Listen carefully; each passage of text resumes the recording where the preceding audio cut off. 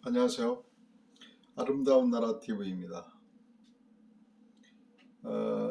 여러분 요즘 굉장히 어려우시죠? 저도 마찬가지로 작품도 잘 판매되지 않고 또 전반적으로 어렵기 때문에 어떤 돈벌이 할 만한 일들이 잘 안 되고 있습니다. 또 정치적으로 또 여러 가지 분란이 있고 또 갈등 요소들이 너무 많아서 이렇게 서민들이 어려움에도 불구하고 정치권에서는 자기들의 어떤 정치적 이권을 위해서 국민들을 갈등시키고 분열시키는 그런 전략을 짜고 그런 책동을 하는 것 같습니다. 이런 상황에서 아침에 드는 생각이요. 이승만 대통령께서 6.25 전쟁 당시 1950년 10월 27일 평양 탈환을 하면서 시민대회에서 한 말이 있었다고 합니다. 뭉치면 살고 흩어지면 죽는다 라는 이야기를 했지 않습니까? 그래서 이 말이 굉장히 유명하게 됐는데 이승만 대통령의 특유의 어떤 어투로 뭉치면 살고 흩어지면 죽는다 이렇게 이야기를 하셨지 않습니까? 신탁 통치로 그러니까 나라가 분열 양상의 어떤 굉장히 어지러운 상황에서 이승만 대통령께서 정말 피 끓는 마음으로 뭉치면 살고 흩어지면 죽는다라고 이야기를 하신 것 같습니다.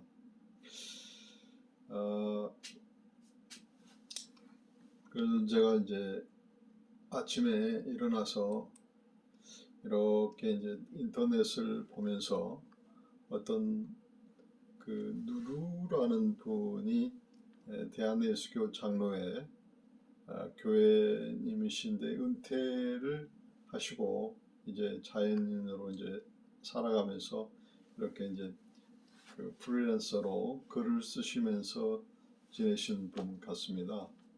그런데 이분이 뭉치면 살고 흩어지면 죽는다라는 주제로 아주 좋은 글을 써주셨더군요.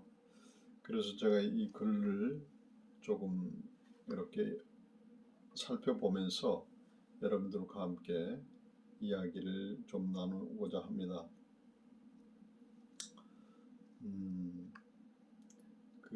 네이버 블로그에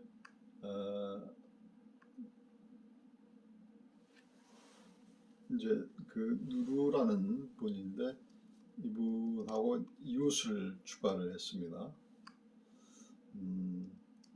그래서 뭉치면 살고 흩어지면 죽는다라는 이야기를 주제로 이제 한 것 같습니다. 우리들에게 뭉치면 살고 흩어지면 죽는다라는 단생산사라는 말은 꽤 익숙한 말이다.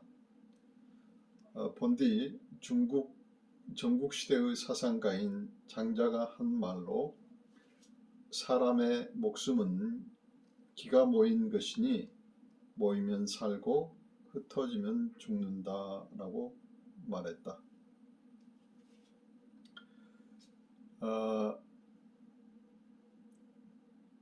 여해 이순신 장군은 명랑해전을 앞두고 병사들에게 이 같은 말을 강조했고, 또한 신탁통치의 찬반으로 국론이 분열되었을 때 이승만 대통령이 국민들에게 호소한 말이다. 명랑해전 무렵 조선의 전황은 최악이었다.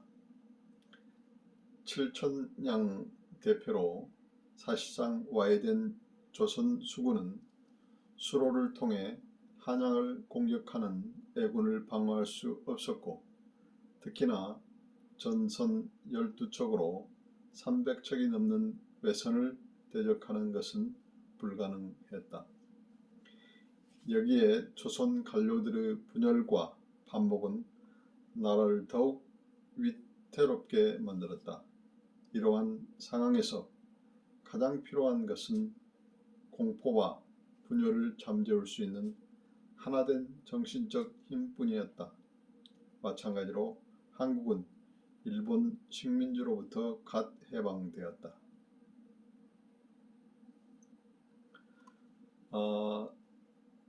조선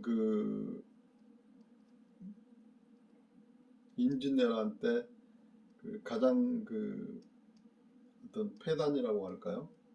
나쁜 케이스는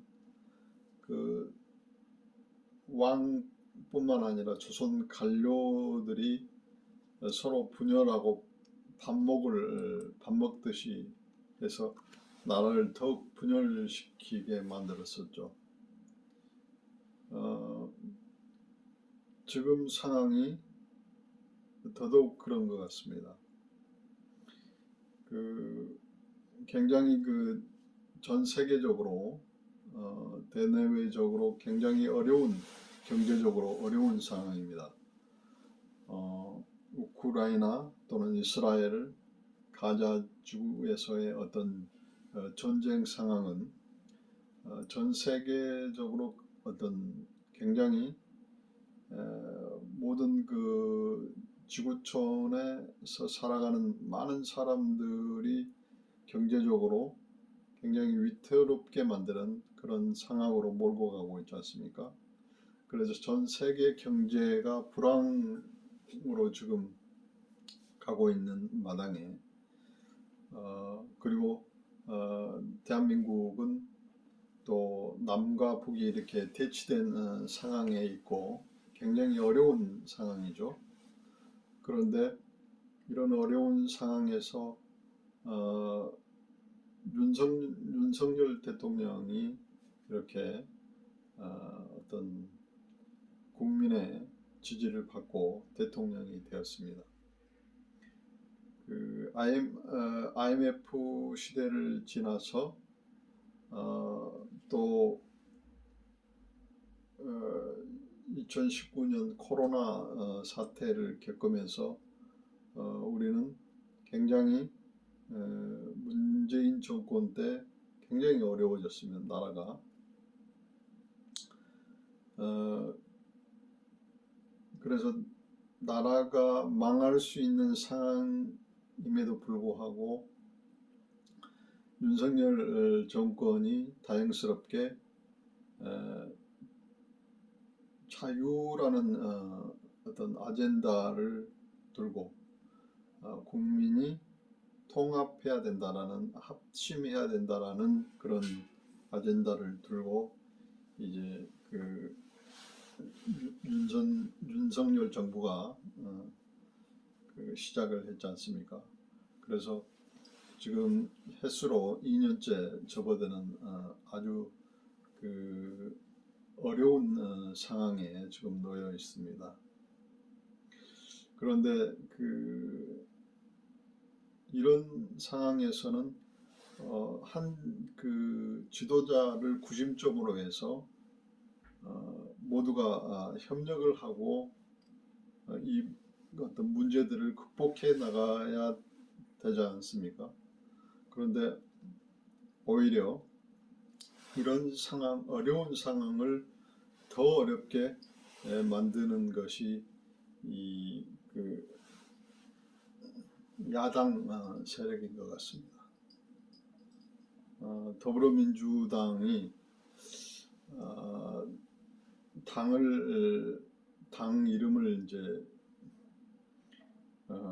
바꿀 때 더불어 모든 사람들과 함께 한다라는 취지로 더불어민주당을 썼을 것인데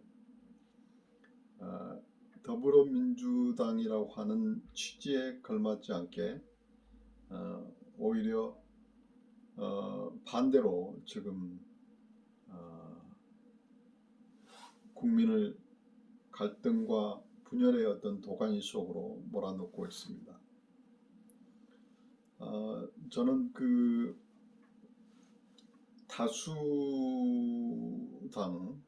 다수의 의석을 확보한 이 민주당이 어떤 그 윤석열 정권을 한마디로 어떤 검찰 독재라고 이렇게 국민들한테 어떤 호도하면서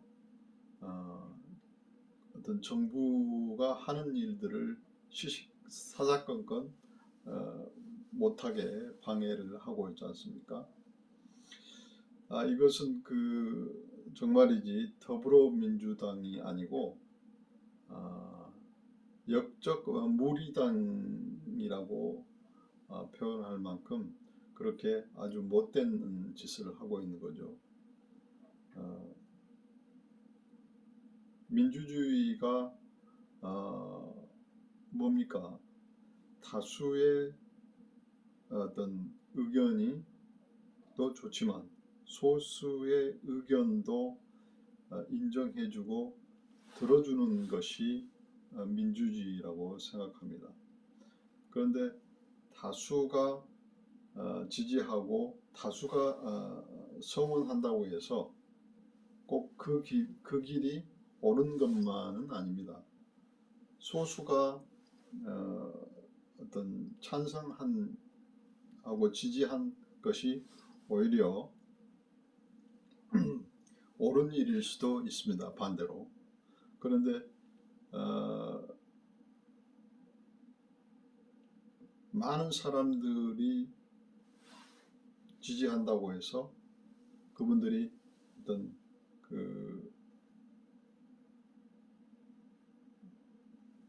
국회의원들의 다수 의석을 가지고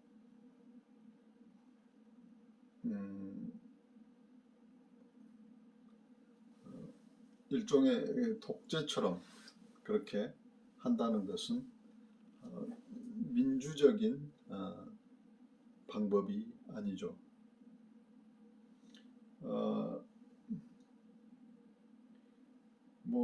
지금 탄핵을 계속 민주당이 외치면서 벌써 검사 두 분이 탄핵을 진행을 하고 있고, 한동훈 장관이니 이동관 방통위원장이니 이분들이 어떤 국정을 제대로 움직일 수 없게끔 지금 방해를 하고 있지 않습니까? 탄핵이라고 하는 무리수를 띄워서 말이죠. 민주당이 윤석열 정권이 등장하자마자 윤석열 대통령을 탄핵해야 된다, 끌어내야 된다, 계속 지금 주창을 하고 있고, 또 좌파니 또 진보 세력에서 노동권에서 계속 대통령이 취임하자마자 끌어내려야 되겠다라고 이야기하는 것은, 이것은 국가를 망하게 만들려고 하는 어떤 불온 세력이 작동하고 있다라고 저는 생각하고 있습니다. 그래서 이런 일들은 우리 건강한 어떤 생태계, 어떤 공동체의 어떤 생태계를 방해하고 무너뜨리는 그런 작태라고 생각을 하고 있습니다.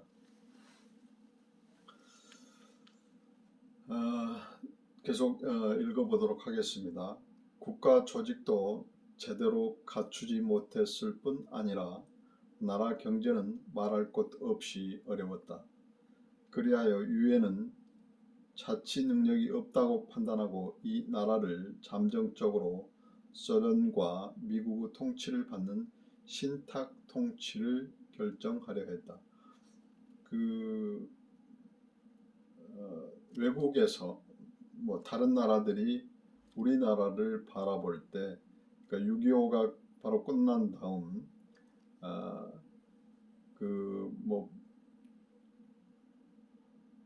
국론이 너무 분열돼 가지고 국정이 이렇게 자치 능력이 없다고 생각하기 때문에 소련하고 어떤 미국이 그 신탁 통치를 북한과 남한이 하려고 했던 것이었죠. 이때에 우남 이승만 대통령은 강력하게 신탁 통치를 반대하였으나 일부 공산주 세력들은 국민들을 선동하여 찬성하는 등 심각한 내분 사태가 벌어졌다. 이러한 국가위기 상황에서 탄생 산사를 외친 것이다. 그러니까 뭉치면 살고 흩어지면 죽는다라는 그 이승만 대통령께서 굉장히 시기적절한 메시지를 국민들에게 주었던 것이죠. 지금 상황하고 똑같습니다. 정말 이재명 씨가 공산주의 선동가, 어떤 나치스 개벨스에 가까운 사람이라고 저는 생각하고 있습니다.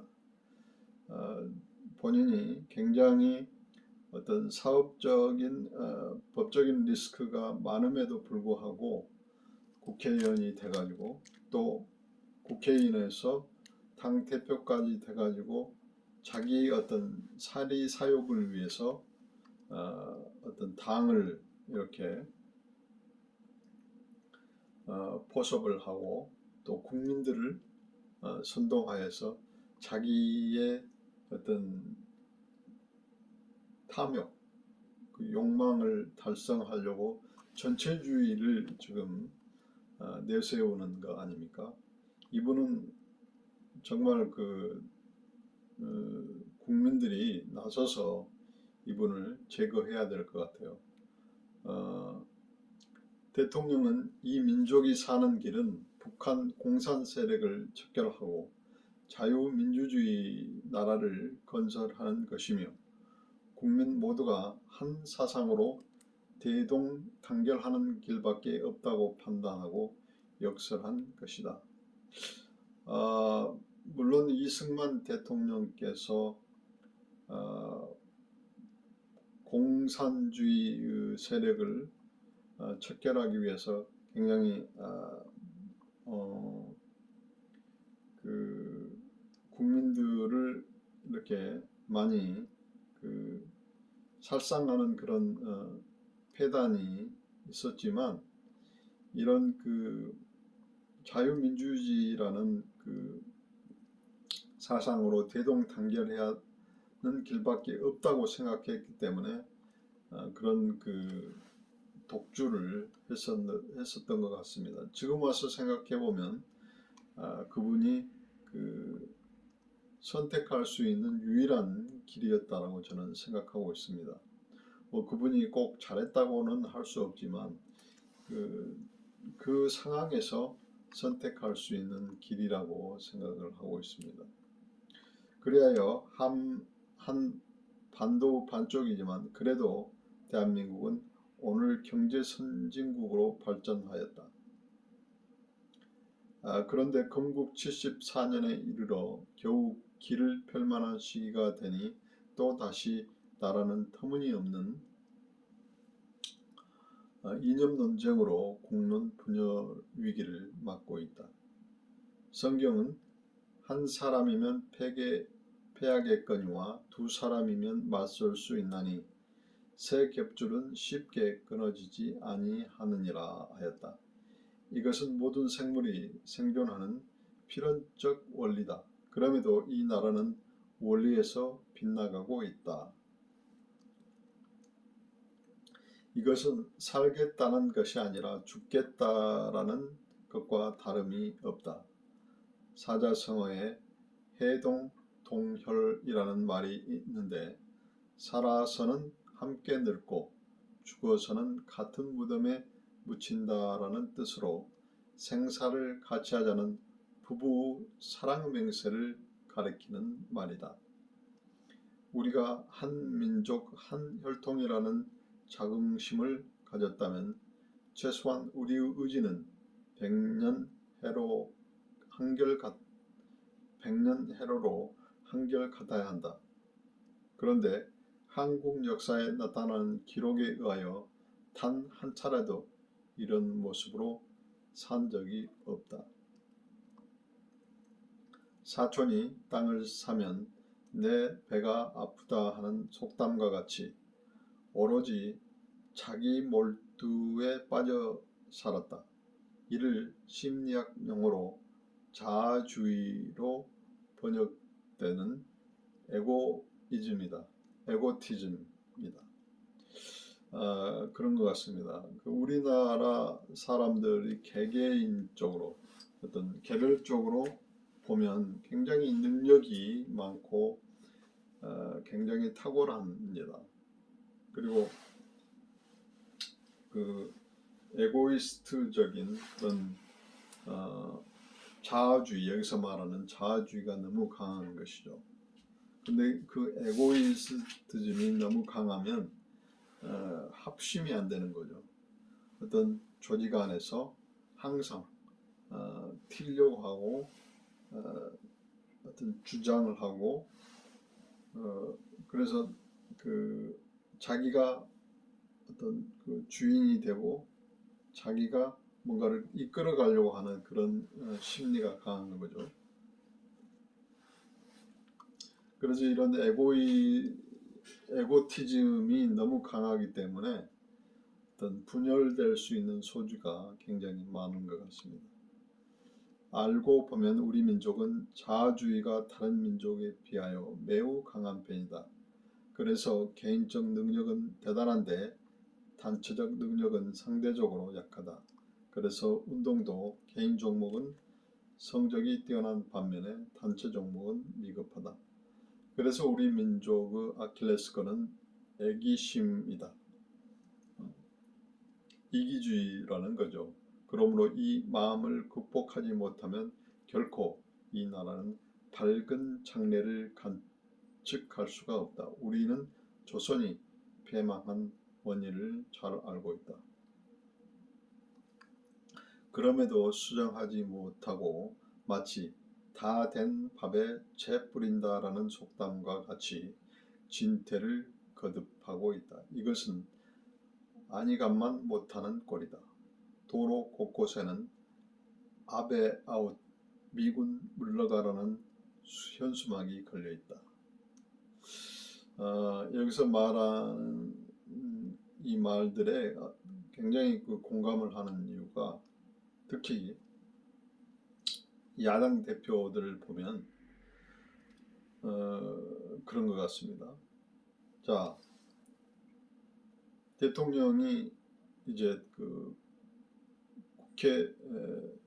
국민들이 선거를 통해서 지지율을 다수를 확보했기 때문에 헌법이 정하는 바에 따라서 대통령이 된 거 아닙니까?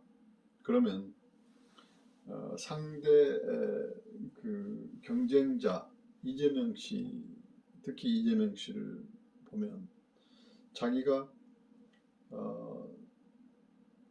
당선되지 못하는 상황이 돼서 국민들한테 지지한 국민들한테 어떤 졌음을 시사하고 죄송한 마음을 갖고 반성하는 마음으로 살아야 되지 않아요? 근데 이 사람은 이분이라고까지 할 필요가 없을 것 같아요. 이 놈은 굉장히 그 이기주의, 여기서 말하는 에고이티즘, 자아주의가 너무 강한 것 같아요. 알량한 그 어떤 그 지식 또는 어떤 그 지식과 그런 어떤 뭐라고 그럴까, 지혜라고 하면 안 되죠. 그런 어떤 위기응변적인 그런 능력이 굉장히 강한 이기주의자예요. 그래서 본인이 그 리더를 하고 머리가 돼야 되는데 그러지 않아서 굉장히 자존심이 상한 거죠. 그래서 자기 자신을 굽히지 않는 겁니다. 자기가 졌으면은, 예를 들어서 스포츠 선수가 스포츠 게임을 하다가 졌으면은 졌다고 그 승인을 해야 되지 않습니까? 그런데 져놓고도 졌음을 승인하지 않고 계속 싸우겠다고 한다면 그게 말이나 되겠습니까? 스포츠인들이라고 하면 지금 스포츠맨십을 지키지 않는 아주 비겁한 사람 중에 한 사람이죠. 그렇지 않습니까? 그래서 지지자들을 동원해 가지고 어떤 국론을 지금 분열시키고 있는 거 아닙니까?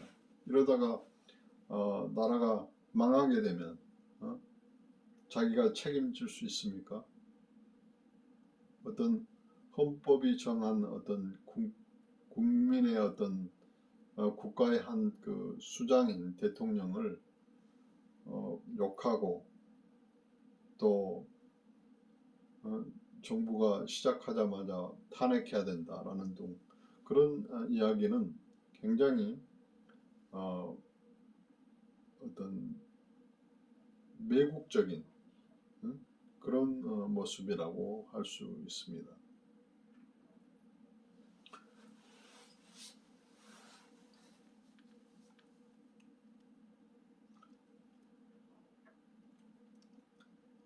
그럼에도 수정하지 못하고 마치 다 된 밥에 재 뿌린다라는 속담과 같이 진퇴를 거듭하고 있다. 이것은 아니감만 못하는 꼴이다.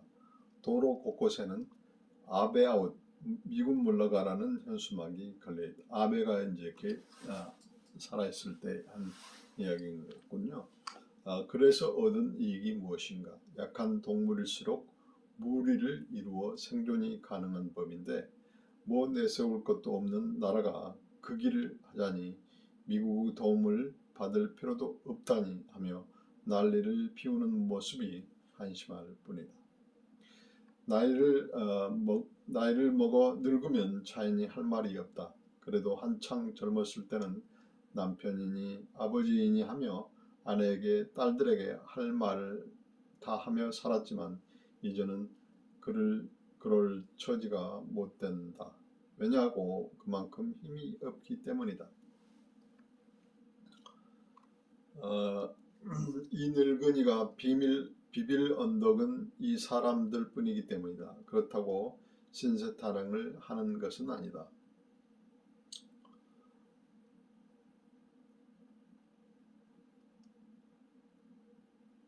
모든 생물의 생존 법칙이 이러한데 사람이라고 절대 외에는 없다. 국력이 약하면 강한 쪽에 기대야 한다.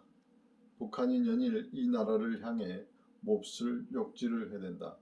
국력이라야 반도 되지 않은 작은 나라가 좋은 관계를 맺고 살려고 해야 할 터인데 그 몹쓸 알량한 자존심 때문에 이런 행패를 부리고 있다. 그러다 결국은 망조가 들고 말 것이다. 이것은 지혜 있는 행동이 아니다.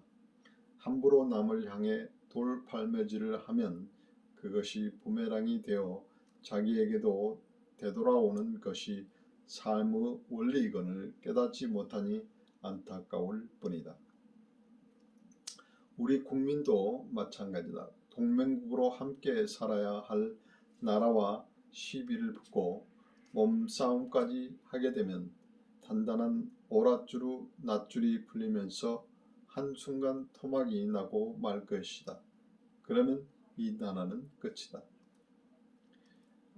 연일 신문에는 이 나라의 경제 사정이 보도되고 있는데 마이너스 성장이라는 흉흉한 소문만이 들릴 뿐이다. 화폐 가치는 절하되고 물품값은 상승하고 있는데 언제쯤 경기가 회복될지를 누구도 예측하지 못하고 있다. 한국교회도 마찬가지다. 예수 안에서 하나로 살아야 할 교인들이 각기각색이다. 그래도 한때는 존경받는 원로라는 목사들이 오히려 한국교회를 분열시키는 원흉으로 변질되고 있다. 우리 그 정치 지도자급이라고 하는 야당의 그 더불어민주당의 그 당수 이재명 이 자식은 정말로 본인이 어떤 국가를 이끌어가는 하나의 어떤 그 야당 당수잖아요. 어떤 정부와 협력해서. 그런데 그 반대로 지금 행동을 하고 있습니다. 이것은 신앙을 자기 몰두 수단으로 삼기 때문이다. 하나님의 공간 속에 들어가서 희노애락을 함께하며 살아야 할 사람들이 자기의 특별한 공간을 만들어 놓고 그 속에 사람들을 가두려 하는 오만을 부리고 있다. 민주당의 이재명 씨가 바로 그런 것 같습니다. 자기 뜻이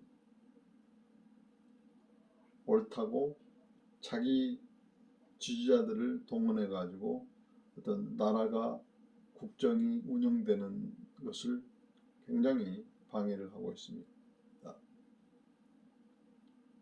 이거는 굉장히 오만 방자한 행위죠.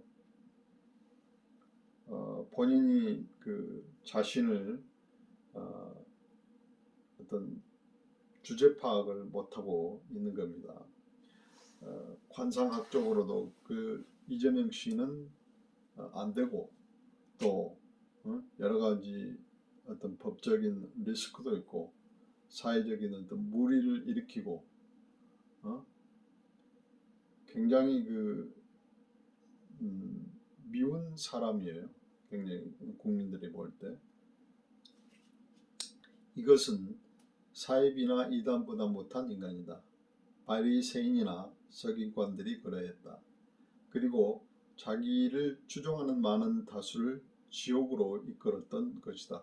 이제 이 사람들이 깨닫고 본대로 기한해야 한다. 마치 집 나간 탕아가 아버지의 집으로 돌아옴 같이 귀가하지 않으면 한국교회도 머지않은 날